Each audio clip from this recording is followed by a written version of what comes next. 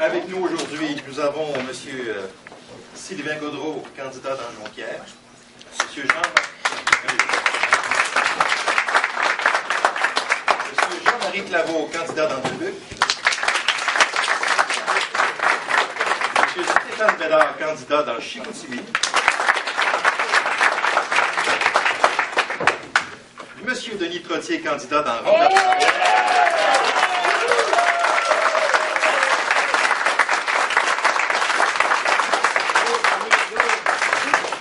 Et M. Alexandre Cloutier, candidat dans Lac-Saint-Jean.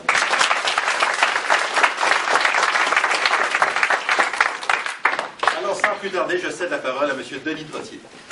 Bien, bonjour tout le monde. Ça fait vraiment plaisir d'être ici ce matin. Je vous remercie de votre présence. Je vous rappelle qu'on est dans la circonscription la plus forestière de la région, la plus forestière du Québec. Et moi, j'en suis très, très fier. Je suis persuadé qu'il y a un avenir dans le monde forestier parce que c'est une ressource renouvelable. On va en parler un petit peu plus tout à l'heure. Je vais céder dès à présent la parole au ministre responsable de la région, M. Stéphane, qui va... On se connaît. Oui, c'est ça, qui va vous expliquer un petit peu qu'est-ce qu'il y en est de notre bilan, puis on va poursuivre pour la suite de la conférence de presse. Merci, Denis. Alors, on est content d'être ici, et c'est pas par hasard. Pourquoi on est dans Roberval? Évidemment, parce qu'on apprécie particulièrement Denis. Pourquoi on est ici dans le comté de Lac-Saint-Jean? Parce que c'est un comté qui est névralgique pour la région par rapport au développement forestier. Et la chance qu'on a, c'est qu'on ne vient pas seulement en campagne. On est là tout le temps. Puis on a tenu le premier grand rendez-vous de la forêt ici, grâce à l'initiative de Denis. Et j'en profite d'ailleurs pour le remercier.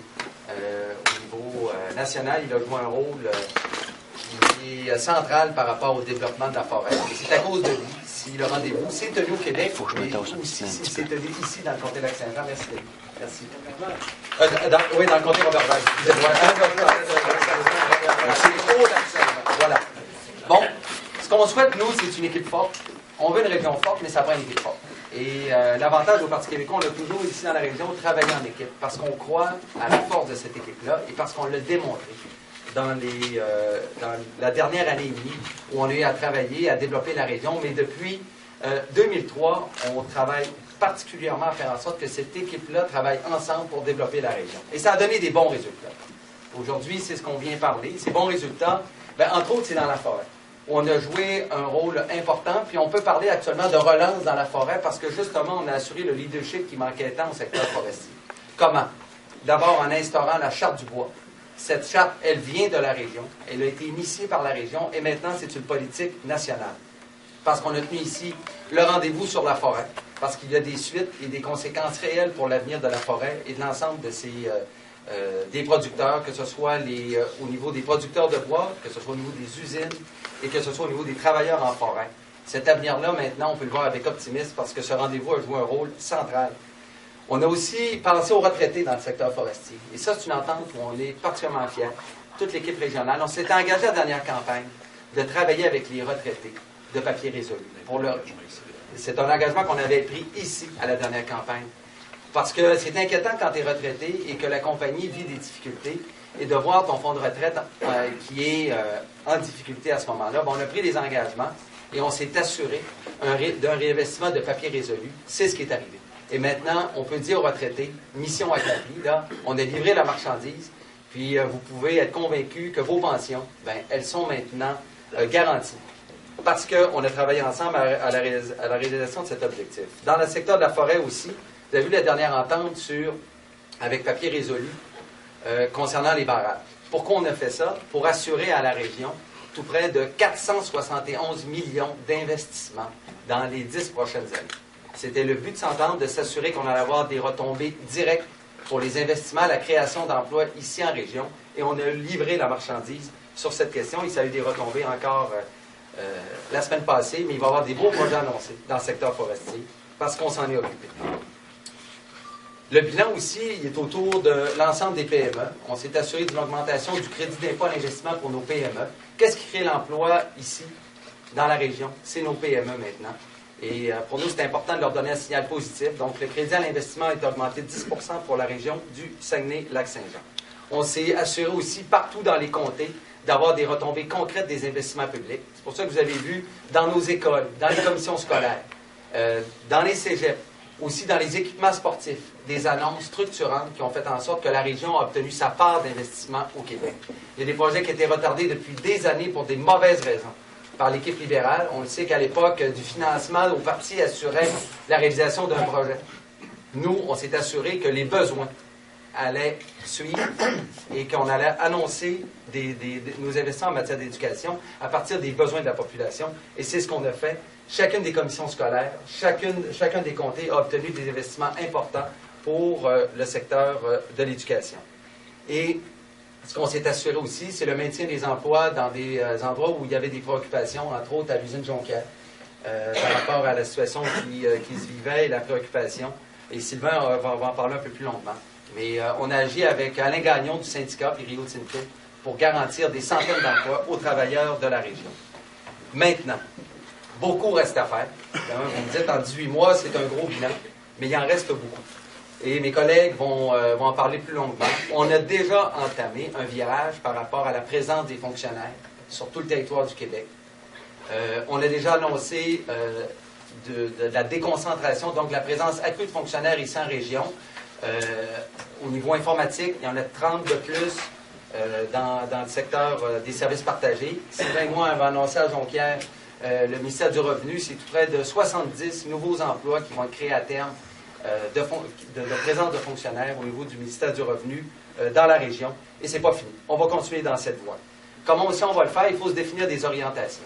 Ensemble, on s'est dit, la région, en 2002, on a fait tout l'exercice, souvenez-vous, des créneaux à quart, où la région s'était donné des créneaux d'excellence sur lesquels elle voulait miser pour son développement. Maintenant, c'est le temps de revisiter, de revoir ça avec les industriels, avec les acteurs socio-économiques de toute la région de Saguenay-Lac-Saint-Jean. Et nous allons faire un sommet, un grand rendez-vous qui va réunir tous les acteurs, que ce soit au niveau du tourisme et industriel, où on va parler de développement régional, de création d'emplois, puis des créneaux qu'on va développer dans les années à venir pour la région. Et ça prend la collaboration de tout le monde, et ça prend la collaboration d'une équipe forte. C'est pour ça qu'on souhaite évidemment obtenir à nouveau 5 députés dans la région de Saguenay-Lac-Saint-Jean. On va aussi développer tout le secteur de la filière des équipementiers. Ça va être un des axes. On le sait qu'on a des équipementiers importants au niveau de l'aluminium qu'il faut continuer à encourager, mais on peut aller encore plus loin dans le secteur minier. On a des grands projets qu'on va parler tantôt, mais nos équipementiers ont un rôle à jouer. Ça crée des emplois, c'est des belles jobs, c'est des jobs bien payés. Et il faut s'assurer que la région joue un rôle central par rapport à cette présence-là des équipementiers pour la région, mais pour l'ensemble du Québec. Et évidemment, on a vu la politique du gouvernement, elle a changé par rapport à l'utilisation des surplus hydroélectriques. On peut être fier parce que c'était une de nos volontés. Nous, souvenez-vous, à l'époque, il y avait un débat. Est-ce qu'on doit exporter les surplus ou les utiliser pour le développement de l'emploi sur le territoire du Québec? Bien, la politique du gouvernement du Québec, du Parti québécois, c'est d'utiliser les surplus énergétiques pour créer des emplois ici. Et entre autres, le secteur de l'aluminium est un secteur qui, justement, a besoin de ces surplus-là. Donc, pour nous, c'est important, c'est d'utiliser cette nouvelle politique pour avoir des retombées concrètes chez nous, tant au niveau des alumineries de Rio Tinto qu'au niveau des projets qu'on peut développer ici, dans le comté Roberval. Donc, on va continuer dans cette voie. Maintenant, je céderai la parole à mon ami Alexandre sur le secteur de l'aluminium. Je vais prendre le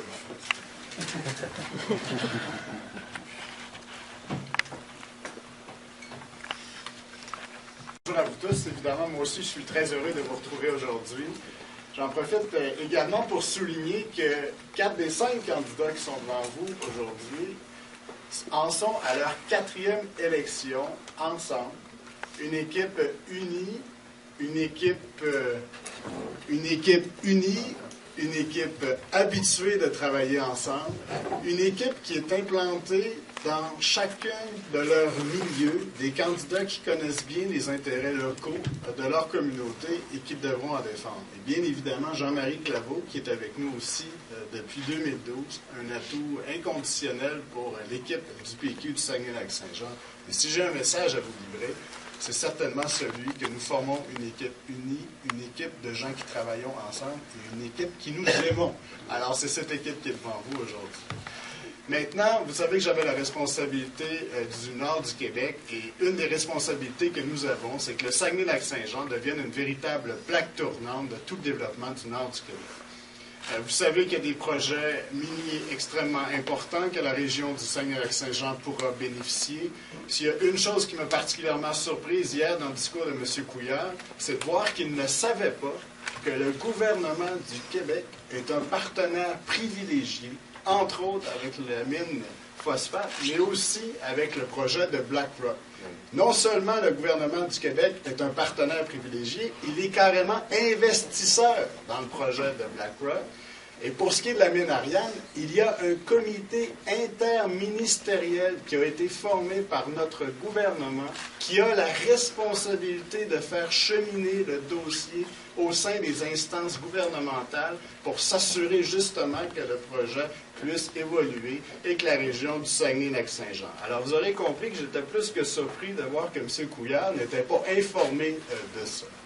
Maintenant, nous avons la responsabilité que notre région puisse bénéficier de ces retombées, s'assurer que nous ayons des infrastructures pour accueillir ces investissements. Et je fais entre autres référence à la ligne de chemin de fer.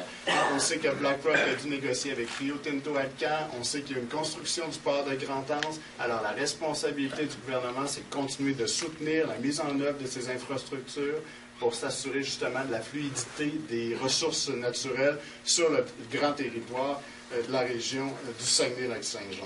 Alors, pour ce qui est des projets miniers, il y a eu de nombreuses rencontres avec les collègues devant vous, même le caucus régional, pas plus tard qu'il y a quelques semaines, est en rencontre avec la mine Ariane Phosphate. Alors, ce sont des partenaires pour nous, nous avons l'intention de continuer avec eux.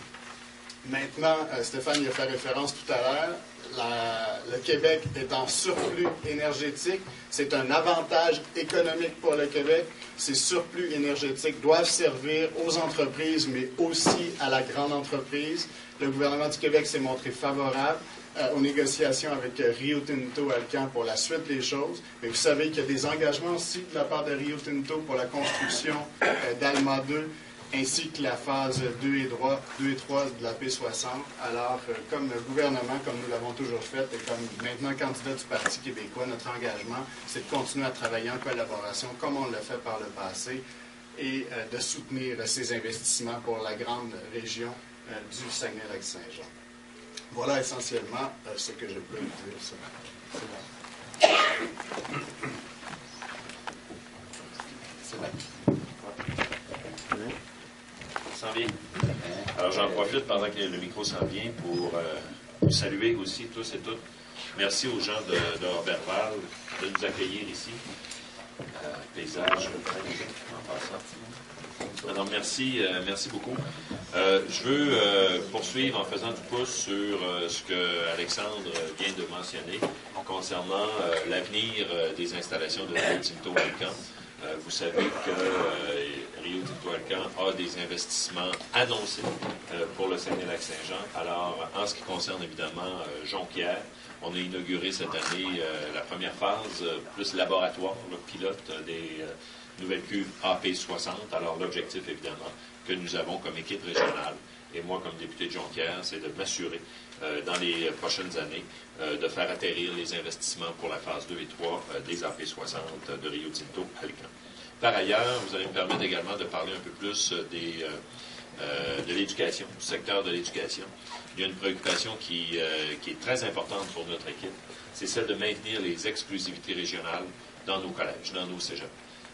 Il y a au cégep de Jonquière, Arts et technologies des médias, qui est constamment maraudé, je dirais, à travers le Québec, dans les autres cégeps. Alors, nous allons nous assurer rapidement, dans le prochain mandat, de préserver les exclusivités régionales. Dans les autres cégeps, il y a évidemment technique de milieu naturel au cégep de Saint-Félicien, il y a technique de pilotage au cégep de Chicoutimi, et récemment également, il y a technologie sonore au cégep d'Alma. Alors, il faut s'assurer que les programmes techniques exclusifs dans les cégeps du Saguenay-Lac-Saint-Jean demeurent exclusifs. Ça contribue à l'occupation du territoire. Ça contribue également à la diversité. Quand il y a des étudiants de l'extérieur, il y en a probablement dans la salle là, qui sont de l'extérieur, qui ont fait ATM au cégep de Jonquière. Alors, vous savez comment c'est important pour découvrir le Québec. Toujours dans le domaine de l'éducation, on veut s'assurer que le Saguenay-Lac-Saint-Jean poursuivre dans la veine de la persévérance scolaire. Vous savez qu'on a déjà marqué le pas, hein, on a tracé la voie comme région pionnière en persévérance scolaire, ce qui donne des résultats. Et on veut s'assurer qu'on aille encore plus loin. Avec le Conseil régional en prévention de l'abandon scolaire, le CREPA, la chaire visage à l'Université du Québec à Chicoutimi ou au cégep de Jonquière, on veut maintenant faire du Saguenay-Lac-Saint-Jean une région modèle, avec des sommes et des investissements supplémentaires pour tracer encore plus la voie et qu'elle devienne vraiment le flambeau là, au Québec en persévérance scolaire. Même chose avec l'Université du Québec à Chicoutimi que nous souhaitons continuer d'accompagner pour en faire un véritable partenaire du développement régional, entre autres dans la filière bois, mais aussi dans la filière des mines, à la suite des investissements qui sont annoncés. Je termine en vous disant que vous avez vu notre gouvernement qui a annoncé ce programme ou cette idée de soutenir ce que notre collègue Hélène Zakaïev appelle les gazelles. Alors, les gazelles, c'est ces entreprises, des PME qui pointent, qui ont besoin d'un soutien particulier, d'un accompagnement, je dirais, individualisé pour continuer de se développer, continuer de croître et devenir les porteurs du développement économique dans les prochaines années. Alors, ces gazelles, on en a au Saguenay-Lac-Saint-Jean. Maintenant, 300 seront identifiés au Québec. Et on veut évidemment que les gazelles, les entreprises gazelles du Saguenay-Lac-Saint-Jean soient rapidement identifiées pour également soutenir le développement économique du Saguenay-Lac-Saint-Jean. Et ça découle directement de notre engagement de la dernière campagne de protéger ce qu'on appelait à l'époque nos fleurons régionaux. Quand on parlait de nos joyaux, nos fleurons dans le domaine économique, avec Hélène, on a transformé ça en gazelle, mais ça demeure cette idée qui vient aussi de notre région, et on va les soutenir dans un prochain mandat. Alors maintenant, je passe la parole à Jean-Marie. Alors bonjour à tous, plaisir de vous retrouver ce matin. Un peu avant de démarrer, parler un petit peu du bilan dans du but. Vous ne m'avez pas vu régulièrement dans les médias. Par contre, lorsque je devais y être, j'envoyais des communiqués, on ne me les passait pas, mais c'est pas grave, cette situation-là a été compensée par ma présence sur le terrain. Et aussi dans la ligne du parti, qui est une ligne de respect. Respect envers les individus, respect envers l'entreprise privée également. Puis c'est à elle qui a annoncé ses projets et le niveau où on en est rendu dans la réalisation de certains agrandissements ou certains investissements. Ceci m'amène à parler, à compléter un petit peu dans le sens du projet des mines, ce que Alexandre faisait part tout à l'heure. Vous savez que les projets miniers dans la région, les deux plus gros projets miniers sont dans du but. Dès le départ, lors de ma nomination comme député en septembre 2012, à une activité où Martine Ouellette, c'était sa première présence dans la région, je me suis organisé pour qu'elle rencontre les dirigeants de Gabet, les dirigeants de ressources hydriques. Vous savez que dans ma vie passée, comme préfet, j'avais travaillé assez étroitement avec ces entreprises pour la réalisation de ces projets et ça a été une continuité au sein du gouvernement avec la collaboration de mes collègues ici. Vous savez, avec les 3 ministres en région, ça facilite un petit peu l'écoute et les attentes du côté gouvernemental. Ceci dit, pour vous dire que NIAVEC, le dossier va très bien, mais ce sera à eux d'annoncer, lorsque le temps sera arrivé, leur projet d'agrandissement. Ils ont eu l'occasion de rencontrer Martine Ouellette et à un moment donné, IAMGO, vous savez, avec la loi sur les mines, soit adoptée. Il y avait déjà eu 3, dans l'histoire où vous étiez auparavant, les anciens gouvernements, 3 essais infructueux, alors que les gouvernements étaient majoritaires. Alors, ces gens-là étaient un petit peu, avec tout ce qu'on disait, étaient un petit peu sensibles à ce qui se passait. Et j'ai organisé une rencontre au bureau de la première ministre, avec les dirigeants de la NAMGA, les dirigeants de l'IAVEC. Hélène Zakaïev y était, c'était dans la salle de conférence de Mme Marois. Et celle-ci est venue leur dire, verbalement, qu'elle appuyait les projets, qu'elle favorisait la transformation et que le projet de loi les satisferait dans le futur celui qui sera adopté et celui qui a été adopté. Et puis Martine Ouellette a été rencontrée de nous. Dans le dossier d'Ariane Phosphate, c'est la même chose. Lorsque Nicolas Marceau vient d'annoncer son projet, son budget, qui n'a pas été adopté encore, mais qui sera sûrement adopté avec un gouvernement majoritaire, les gens d'Ariane Phosphate étaient justement à Québec pour rencontrer les gens du bureau du premier ministre, les gens d'Investissement Québec. Et le dossier chemine très bien. Vous savez, c'est des projets importants qui vont ouvrir un tout nouveau secteur, un secteur important dans la région. Ça se passe dans le comté du Buc. Les gens, c'est partout. C'est un projet du Saguenay-Lac-Saint-Jean. Vous savez, les gens, même quand tu travailles à Ruida, que tu travailles à Alma, que tu travailles à la baie, les gens voyagent et c'est l'économie régionale qui, lorsqu'il y a des projets majeurs qui se réalisent, et je vois régulièrement avec la contribution de Sylvain, on a favorisé un petit peu l'amélioration de la rue Godreau à Saint-Ambroise pour donner l'accès à Niobec. C'est pas parce que ça s'appelle Godreau.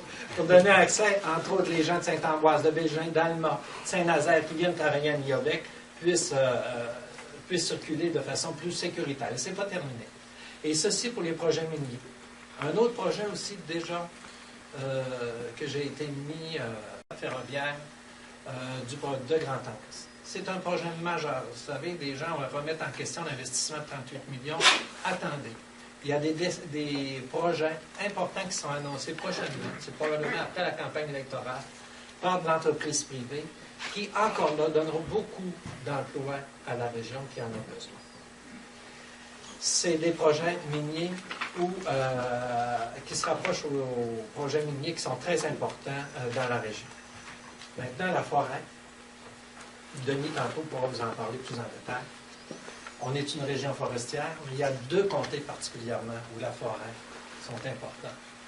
C'est important dans le secteur économique, et c'est Dubuc et Roberval.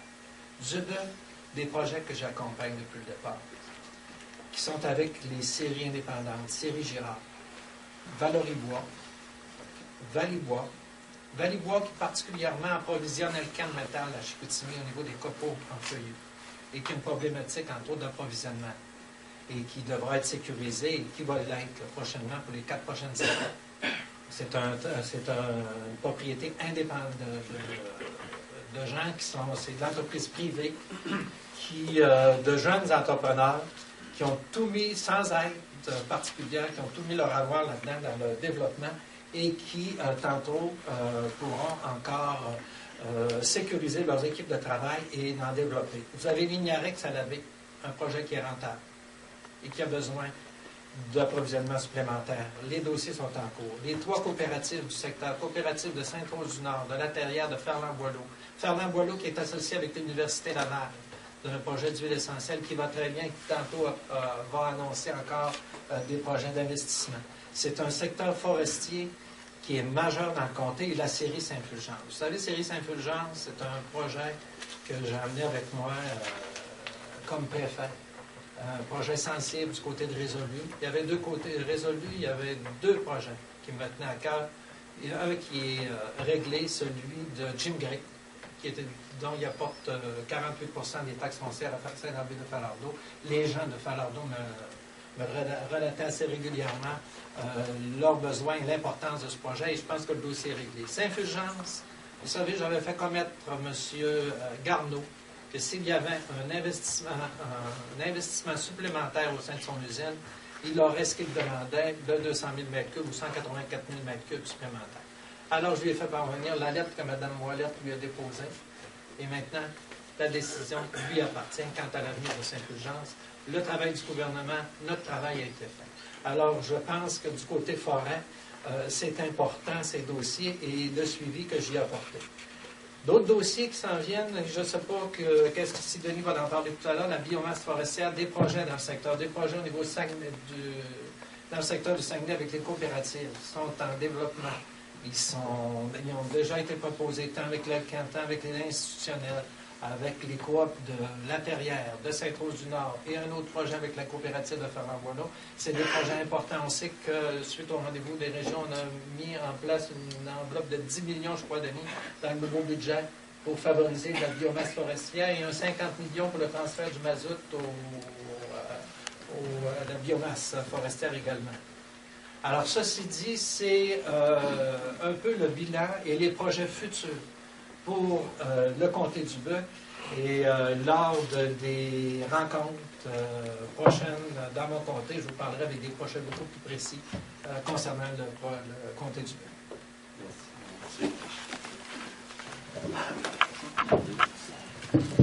À tout seigneur, tout honneur, notre super député d'Orbeval.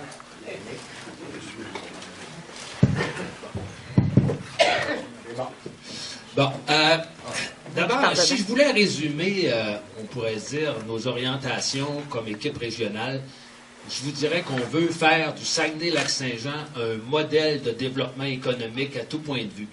Puis pour ça, là, on a commencé à mettre en place toute une série, on pourrait dire, d'éléments qui vont nous permettre ça. Parmi ces éléments-là, il y a eu la loi sur les mines. Vous rappellerez que tout le monde dit que ça prend du développement minier, mais le gouvernement libéral qui voulait faire beaucoup de développement minier n'a pas été capable en 9 ans de faire une loi sur les mines. Nous autres, on a réussi ça, à la grande satisfaction de tous les intervenants, parce que vous savez que pour développer des mines, il faut savoir où on s'en va. Maintenant, on sait où on s'en va, puis on a eu des remerciements régulièrement par rapport à ça. Les gens étaient très heureux. Bon. Puis, en passant par rapport au projet des mines, je vais vous donner un petit exemple d'une différence entre M. Couillard et nous autres. M. Couillard, lui, il dit, nous autres, on va appuyer dans le futur le projet de mine de phosphate Ariane. Nous autres, ce qu'on fait, c'est qu'on ne l'appuie pas dans le futur, on accompagne sa réalisation dans le présent. C'est ça qu'on fait, nous autres. Puis je peux vous dire que si M. Couillard était plus au courant de ce qui se passe dans la région, il aurait su, s'il était venu, entre autres, à la conférence qui a eu lieu dernièrement à Saint-Félicien, que le président de Mine Ariane a dit qu'il y avait un accompagnement de première classe de la part du gouvernement, puis que même on avait un sous-ministre dédié pour ce projet-là. C'est comme ça qu'on va faire avancer la région. Puis vous savez que, oui, les mines, c'est important, qu'il y a un projet à Gérardville, puis il y en a d'autres, puis tu sais, mais nous autres, on avance là-dedans.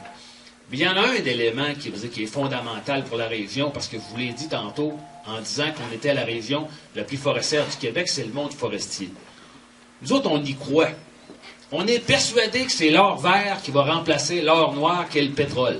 Tout ce qui a été fait à partir du pétrole pourrait être fait à partir de la fibre de bois. Nous autres, on y croit. C'était pas le cas avec l'ancien gouvernement. Vous vous rappelez? 30 000 emplois qu'on a perdus dans le temps qui était là. Fait, nous autres, ce qu'on a dit, là, c'est qu'on y croit, puis on va développer un plan d'action, puis on va s'arranger pour que ça fonctionne. Puis c'est ce qu'on a fait. Je vais vous dire que quand j'étais dans l'opposition, là, toutes les propositions qu'on est en train de mettre en place, je les avais proposées au gouvernement, mais ils ne voulaient rien savoir de ça. Puis rappelez-vous, le premier ministre lui-même disait il n'y a pas d'avenir dans le monde forestier, il faut aller travailler dans les mines. C'est ça qu'il disait. C'était ça le message du gouvernement. Là, je ne charrie pas, là. C'était la gros titre, je l'ai vu moi-même dans les journaux, là. Ben, nous autres, c'est pas ça. Nous autres, on croit dans le monde forestier, puis on l'a démontré quand on a organisé le rendez-vous sur la forêt à Saint-Félicien, dans le comté le plus forestier de la région la plus forestière. C'est un événement majeur qui s'était jamais fait au Québec. C'est la première fois qu'on a fait un aussi gros événement. Puis il y a un paquet de monde qui disait ça ne marchera pas. M. Couillard, qu'est-ce qu'il a dit quand on allait organiser le rendez-vous sur la forêt? Il a dit c'est pas nécessaire, on n'a pas besoin de ça. Puis une fois qu'il a vu que c'était un succès, il a dit l'argent ne sera pas au rendez-vous. Puis une fois que l'argent est au rendez-vous dans le dernier budget, ben là, il n'en parle plus. Là, c'est comme si plus besoin de ça. Mais ça ne marche pas, ça. Nous autres, on y croit. La première ministre du Québec est venue passer 2 jours à Saint-Félicien pour dire à tous les intervenants, nous autres, on va vous appuyer. Nous autres, là, on croit dans ce que vous faites. On est persuadés que pour le Québec, la forêt a toujours été essentielle et qu'elle va le demeurer. Ça, c'est encourageant. Ça permet de croire en l'avenir. Puis quand on embarque dans des projets comme ça, ça risque de faire des petits. Vous savez, la différence entre le Parti québécois et le Parti libéral, c'est que nous autres, on a confiance dans l'avenir. On a confiance dans nos capacités. On se croit même capable de faire un pays. Nous autres, on n'a pas peur de l'avenir. Puis nous autres, on dit, il faut qu'on s'investisse, puis il faut qu'on ait confiance. Puis quand on a ce message-là, ça risque de faire des petits. L'exemple, la semaine dernière, un projet de 100 millions de dollars d'annoncé à Saint-Félicien, qui va être complémentaire, qui va aller dans l'idée de transformation de la forêt, 300 à 400 emplois qui vont être créés. Est-ce que vous pensez que ces gens-là auraient pu investir s'il n'y avait pas eu le signal que le gouvernement croyait dans le monde forestier? Ça fait une grosse différence quand on croit dans l'avenir. Puis, c'est sûr que je m'étais dit, je ne parlerai pas trop de M. Couillard, là, mais il y a des affaires là que, tu sais, il sait pas qu'il est dans le comté Roberval. Là. Il ne connaît pas le comté Roberval, il ne connaît pas la région. Tu sais, prenez le caribou, là. Le caribou, là, M. Couillard, il dit perdra pas un seul emploi à cause du caribou. Est-ce que M. Couillard, le gars qui dit qu'on perdra pas un seul emploi à cause du caribou, à quelle place qu'il était quand on a perdu 30 000 emplois? Quelle place qu'il était? Est-ce que c'est crédible que quelqu'un qui était dans un gouvernement qu'on a perdu 30 000 emplois, il dit là, on n'en perdra plus un seul? J'ai d'autres questions à lui demander. Est-ce qu'il sait que si on ne s'occupe pas du caribou, qu'on risque de perdre les certifications forestières qui pourraient entraîner beaucoup de pertes d'emplois? On ne peut pas dire le caribou, on ne s'occupe pas de ça. Nous autres, ce qu'on a dit, c'est que c'est sérieux. On n'embarquera pas dans n'importe quoi. Ça nous prend une étude profonde qui va nous faire un portrait clair là-dessus. Lui, il garoche n'importe quoi. Dans le fond, il est à l'image de son ancien chef, M. Couillard. C'est vrai qu'ils sont pas mal pareils. Couillard, Charest, c'est pas mal pareil. Mais c'est que là, il ne se rappelle pas qu'il n'y a pas si longtemps, M. Charest a pris l'engagement de protéger 50% du territoire en haut du 49e parallèle. Est-ce que M. Couillard sait que le 49e parallèle, ça passe dans son comté? Est-ce qu'il sait que le 49e parallèle, c'est à Girardville? Est-ce qu'il sait que si on protège 50% du territoire, c'est des milliers de mètres cubes de territoire qui vont être perdus pour nos usines, pour nos travailleurs? Demandez-lui la question, je ne suis pas sûr qu'il sait. Ça ne marche pas, ça. On ne peut pas embarquer là-dedans. C'est que là, ce qu'il faut, c'est de prendre des décisions responsables, comme nous, on le fait au gouvernement du Parti québécois. Nous autres, on est persuadés qu'il y a un avenir dans le monde forestier, puis on va poser les jalons pour y arriver. Je vais donner un autre exemple aussi de ce qu'on fait, nous autres, là, pour faire en sorte que le développement économique se passe. Nous autres, on le sait, l'aluminium, c'est très important. Dans notre secteur, il y a un projet d'aluminerie à Dolbeau-Mistassini. Nous autres, qu'est-ce qu'on a fait? C'est qu'on a dit, on va mettre en place un programme d'utilisation des surplus d'énergie pour permettre ces grands projets-là. On a dit aussi que nous autres, on avait un programme qui fait en sorte que quand tu as des investissements de plus de 300 millions, à ce moment-là, c'est que tu peux avoir des déductions d'impôts et de taxes. Ça favorise la création d'emplois, ça. M. Couillard, qu'est-ce qu'il a dit, lui? Il a dit dans le quotidien, un projet irréaliste. Au lieu d'encourager, c'est pas à nous autres à décider si c'est un bon projet. Éléments qui vont faire que les investisseurs vont avoir envie d'investir. Lui, qu'est-ce qu'il a dit? Un projet irréaliste, je vous lis la phrase. L'implantation d'une aluminerie dans le secteur d'Olbeau-Mistassini n'est pas une idée réaliste pour le moment, selon le chef du Parti libéral et candidat dans Roberval, Philippe Couillard. Il dit, il faut le placer comme il faut, ce projet-là. Actuellement, le marché de l'aluminium ne va pas bien, les prix sont trop bas, etc., etc. Bon. Nous autres, là, ce qu'on dit, c'est que toutes les gens, surtout quelqu'un qui est d'une entreprise qui pourrait investir 1 ou 2 milliards, on va vous appuyer. On va embarquer là-dedans. Puis là, M. Couillard, il a changé d'idée là, ce matin. Ça veut dire que dans le Journal du Québec, là, il s'est rendu une bonne idée. Il avait oublié d'en parler avec ses amis. Ça ne marche pas, ça. Nous autres, ce qu'on veut, c'est travailler ensemble. Nous autres, on ne déteste pas personne. On aime tout le monde. Non, c'est vrai. Écoutez, là. Non, mais, c'est ça.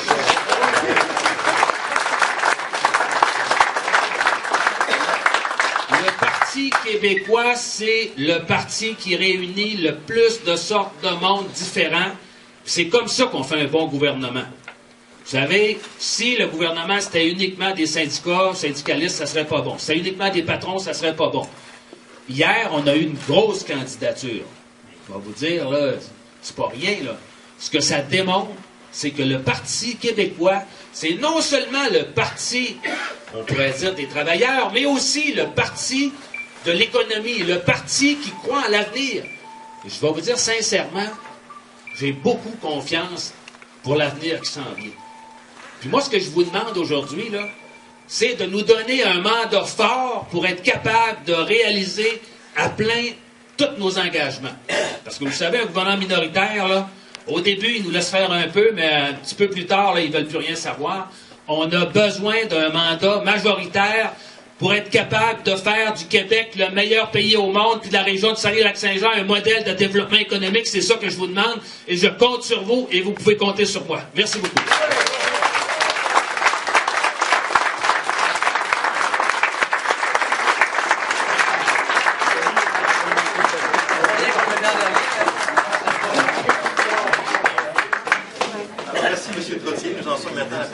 Pour les médias. Oui, ben la première question que je voudrais poser, c'est à destiner à M. Claveau, M. Trottier également. Avec la fermeture du foyer de groupe à Roberval, il y a eu des avancements, mais là, avec la campagne électorale, tout ça est probablement en suspens. On en est rendu où? J'ai discuté encore récemment avec Mme Yvon. C'est un dossier qui n'est pas facile. Je peux vous dire qu'on a réussi à reporter le dossier de quelques semaines. Puis j'ai encore parlé avec le président du syndicat en fin de semaine. Il n'y a pas de décision finale. C'est un dossier qui est vraiment pas facile. Je vous rappellerai que le gouvernement fédéral s'est retiré d'1 million de dollars là-dedans.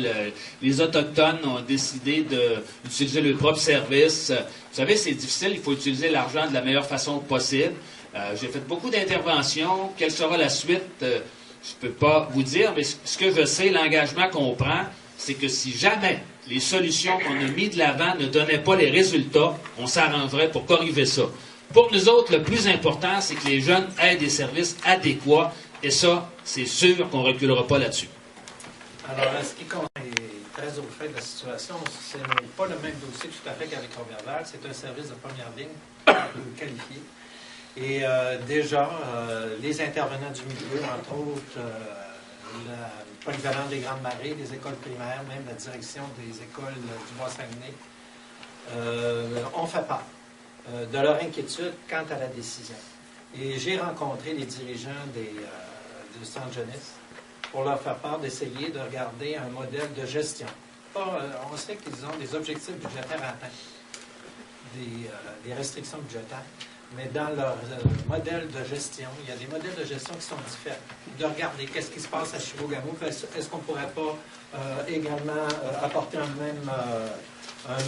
même gestion dans le secteur de la baie pour garder ce service de proximité pour le comté du Québec. Alors, le dossier chemine. Pour l'instant, il y a une suspension de la décision et on espère qu'on va trouver des solutions favorables à la clientèle des gens. M. Tremblay de TVA.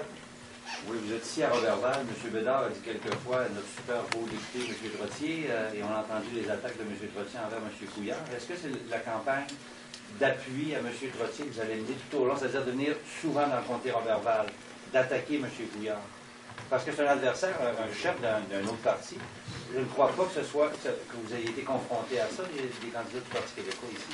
Non, d'ailleurs, la dernière campagne, on l'a parti ici, dans le comté Roberval. On était ici. On était, je crois, même au même endroit. C'était une belle journée d'été, il faisait chaud pour ceux qui étaient là. On avait une belle brise qui venait du lac, mais on était à Marina, c'est ça. Ouais. Donc, non, le comté Roberval, pour nous, la plupart des campagnes, on l'a commencé à Roberval. Est-ce qu'on va venir appuyer Denis? Oui, parce qu'on l'a toujours fait. Est-ce qu'il a besoin de nous? Non. C'est quelqu'un qui, vous savez, il y a un truc pour faire une campagne, c'est de la préparer avant. Et Denis, ça a été un gars sur le terrain, tout le temps. Il n'y a personne qui doute ici, qui défend les intérêts des travailleurs de Roberval, mais de l'ensemble de la région de Saguenay-Lac-Saint-Jean. Son rôle qu'il a joué au niveau de la forêt névralgique. Donc, on a toujours travaillé en équipe, on va continuer à le faire. Notre présence ici, elle est naturelle, elle est normale. Puis M. Couillard, écoutez, est-ce qu'on l'invite, lui, qu'on l'attaque, simplement, c'est une chose, il nous déteste. Ça, c'est son choix, de nous détester. Nous, on ne l'aime pas, honnêtement. Ce qu'on lui demande, c'est de dire au moins 2 fois la même chose. La luminerie est un bel exemple d'un flip-flop encore. Là, le matin, il y a une chose, l'après-midi, il y en a une autre.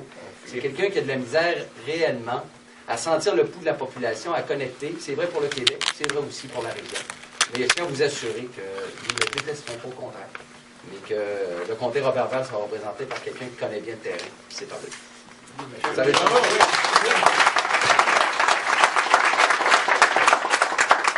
Je pense qu'il est important de rétablir certains faits quand il y a des choses qui sont dites là, qui n'ont pas d'allure.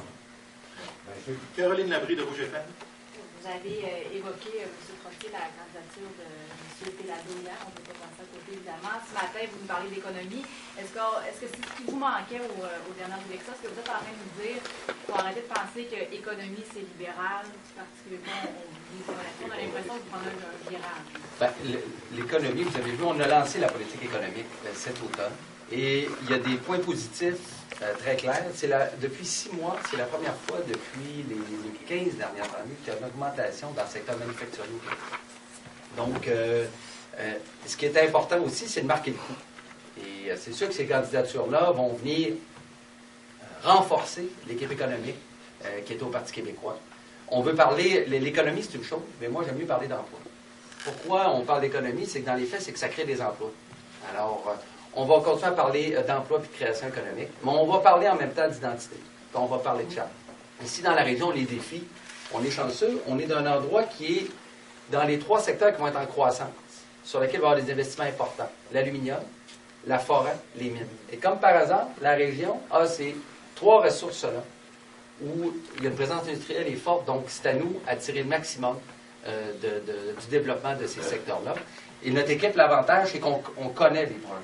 On arrive avec une connaissance profonde de chacun des dossiers. Donc oui, on va parler de création d'emplois, comme on le fait d'ailleurs dans les dernières campagnes ici dans la région. Oui. Toujours en économie, on a l'impression depuis une semaine ou deux que ça semble très Est-il positif. possible de comprendre les questions, s'il vous plaît? On a l'impression que depuis une semaine ou deux, ça semble très positif, les discussions avec Rio Tinto Alcan, où il y a aussi eu l'annonce avec Alcoa. Est-ce qu'on peut s'attendre à une bonne nouvelle bientôt? M. Cloutier, oui? Oui, vas-y, Alexandre. Ouais. Alors, c'est important de rappeler que Rio Tinto est en train de compléter. D'abord, ils ont un projet d'investissement. Ils ont des projets d'investissement pour la région de Saguenay-Lac-Saint-Jean. Ils sont déjà prévus de façon contractuelle avec le gouvernement du Québec. Alors, je vais prendre le micro en main. Alors, je disais donc que... C'est donc le gouvernement du Québec, par obligation contractuelle avec l'entreprise Rio Tinto, des investissements importants qui sont prévus dans la région du Saguenay-Lac-Saint-Jean. Maintenant, pour la suite des choses, pour la bonification, pour la phase 2 et 3 d'AP60, de même que la phase 2, il y aura des négociations où Rio Tinto devra être en demande d'énergie pour pouvoir procéder à l'ensemble de leur investissement. Ce qu'on dit, puisque entre autres notre collègue Stéphane Bédard a été très clair à ce sujet-là il y a déjà quelques semaines, puis on était à même de le répéter depuis, c'est que le gouvernement du Québec est ouvert aux discussions avec eux, parce que ce qu'on souhaite, c'est de la création d'emplois, de l'investissement dans notre région, puis des projets d'investissement de milliards de dollars comme ceux qui sont en cause sont des projets qui sont extrêmement importants pour la création d'emplois sur nos territoires respectifs. Alors, vous aurez compris qu'on a toujours été des partenaires avec eux, on les rencontre de façon régulière, souvent tout le caucus des députés du Saguenay-Lac-Saint-Jean le font. Je ne compte plus le nombre de fois qu'on s'est déplacé à Arvida pour les rencontrer. Maintenant, c'est normal qu'il y ait des discussions, mais en même temps, le gouvernement du Québec ne donnera pas tout. Ça prend un équilibre entre les investissements et la création d'emplois par rapport à l'offre gouvernementale qui sera faite.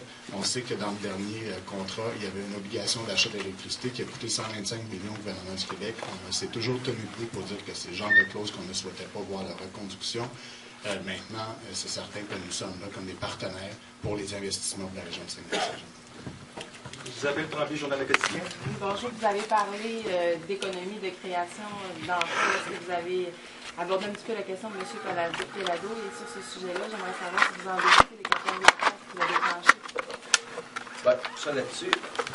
Comme disait notre ami Marc Laviolette, M. Pellado, il est venu faire un pays, il n'est pas venu signer une convention collective. Donc, ce qu'on ne peut pas lui enlever, c'est quelqu'un qui a peut-être la plus grande réussite en termes d'affaires au Québec.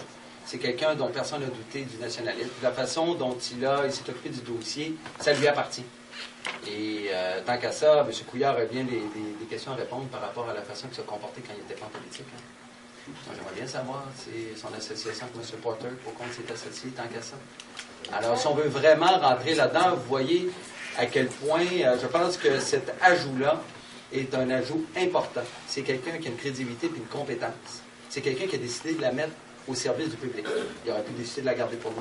Il aurait pu décider de faire des affaires. Il a décidé de consacrer son temps, son énergie à faire avancer le Québec. Alors, le reste, chacun est dans son entreprise puis prend les décisions qu'il doit. Je voudrais rajouter par rapport à ça, ceux qui ont eu l'occasion d'entendre les entrevues, soit avec Paul Larocque ou avec Mme Dussault, c'est qu'ils ont posé des questions par rapport à comment est-ce qu'ils voient ça, l'État. Je vous dirais, il y a une grosse différence entre M. Péladeau qui s'en vient au Parti québécois puis les gens de l'entreprise qui s'en venaient au Parti libéral. Les gens des entreprises qui s'en venaient au Parti libéral, eux autres, ils voulaient gérer l'État comme une business. Puis M. Péladeau, il a dit très bien, moi, là, je m'en vais pas là pour gérer l'État comme une business. Je sais très bien que c'est deux affaires différentes. Une entreprise, ça rend des comptes à des actionnaires, alors qu'un État, ça rend des comptes à l'ensemble des citoyens. Et je suis très à l'aise avec ça. Et moi, je suis persuadé, un peu comme disait M. Nadeau, qui était, entre autres, ancien à la Caisse de dépôt, il disait que M. Péladeau, il va travailler pour que les gens soient satisfaits. Là, il va travailler pour que les citoyens soient satisfaits, comme il travaillait pour que ses actionnaires soient satisfaits. Moi, je suis persuadé que c'est une bonne attitude. Puis je vous invite à aller écouter ces deux entrevues-là. C'était vraiment très intéressant, très pertinent. Puis je pense que ce gars-là démontre qu'il est capable d'avoir un chapeau économique, mais un chapeau aussi politique. Puis moi, je suis persuadé que c'est probablement... Tu sais, c'est un événement, là. Tu sais, ce gars-là aurait pu faire bien d'autres choses que ça. Moi, je pense que l'ensemble des Québécois et des Québécoises doivent se réjouir de cette implication-là. Monsieur Serge Tremblay, l'Étoile du Lac. Monsieur Trottier, vous avez déjà réagi un peu là-dessus hier, mais pendant qu'on vous a ici, êtes-vous déçu de ne pas pouvoir faire un débat avec M. Couillard au niveau local? C'est sûr que je suis déçu. J'aime faire des débats. Je comprends qu'il ne pouvait pas en faire une dizaine, là, mais sincèrement, qu'il y en ait un, tu sais, quelqu'un qui dit qu'il est profondément attaché au comté, puis quelqu'un qui l'aime. Bon, je vais vous dire, tu sais, oui, je suis très déçu, puis ça m'aurait fait vraiment plaisir. J'aurais aimé ça lui demander, entre autres, dans quoi il était impliqué dans les 5 dernières années. Là. C'est que je lui avais demandé au début de la campagne, il n'a pas rien dit. Je vous dirais que c'est ça, ça va me manquer. Ça va manquer à la population. Ça va manquer à la population aussi, bien entendu. Monsieur Dominique Rivard, Radio-Canada. Oui, bonjour. La question s'adresse à M. Godreau. Il y avait été beaucoup de questions des mines, beaucoup de questions sur le développement de la forêt, mais peu d'hydroélectricité. Ici, dans Ronderval, il y a eu tout un débat depuis 1 an sur le développement de Val-Jalbert et la Mistassini, la 11e chute de Mistassini. Alors, vous avez mis en place, M. Godreau, un comité interministériel pour trouver des solutions de rechange et pour rembourser les 2 millions de dollars qui ont été investis par les populations locales, souvent des gens qui ont peu de moyens, et nous enlèvent justement. Oui, d'ailleurs, vous savez que sur le projet de Val-Jalbert, on l'a autorisé, on a donné l'autorisation pour aller de l'avant, et le chantier est en cours. Maintenant, pour les autres projets des mini-centrales, nous avons travaillé très fort, justement, pour, d'une part, avoir la compensation, les indemnités de compensation. Présentement, les factures sont envoyées au ministère des Ressources naturelles. C'est sous analyse. Dernière nouvelle, là, c'était présentement sous analyse. Normalement, il ne devrait pas y avoir de problème pour le remboursement tel qu'on s'y est engagé. Deuxièmement, juste avant le déclenchement des élections, il y a quelques jours, peut-être une semaine ou deux, il y a 2 semaines, notre collègue Martine Ouellet a écrit une lettre à M. Généreux pour dire qu'elle accueillait très positivement le projet d'éoliennes en échange, si on veut, des projets de mini-centrales. Sur la côte de Beaupré? Oui, exactement, Beaupré. Mais il reste évidemment des choses à attacher au niveau des investissements, au niveau du coût d'achat de l'énergie éolienne. Et je sais que les partenaires autour de ce projet-là, dans la MRC, étaient très satisfaits de cette ouverture. Et pas juste ici, autant du côté de la TUC, du côté de Shannon, du côté également de la Côte-Nord. Donc, les partenaires étaient très satisfaits. Donc, on a toujours dit ça, et c'est vers ça qu'on va. Et maintenant, le dossier avance très bien. Martine Ouellet a dit que c'était recevable, qu'on allait travailler dans ce sens-là.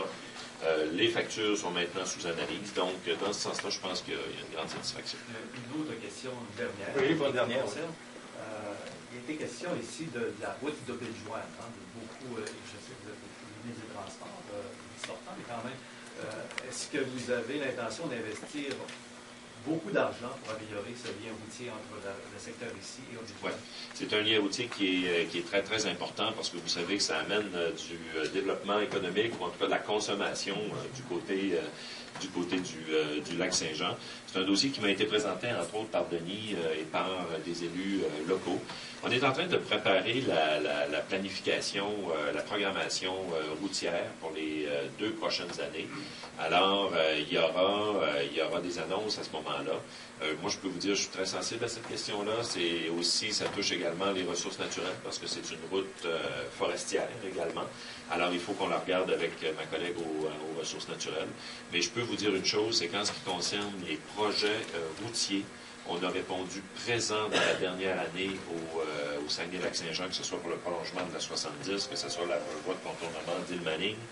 Je sais qu'il y a d'autres projets. On a également, vous le savez, travaillé étroitement Stéphane et moi pour le pont du Bleu, qui nous a pris par surprise. Vous pouvez soulever ça réaliste que les Atikamekw réclament 100 millions de dollars pour pouvoir restaurer une telle route? Oui, je veux pas embarquer dans les coûts quand je vous dis qu'on est justement en train de faire les analyses pour avoir une route qui est carrossable, qui est efficace, qui va faire un bon lien. C'est ça qu'on est en train de faire.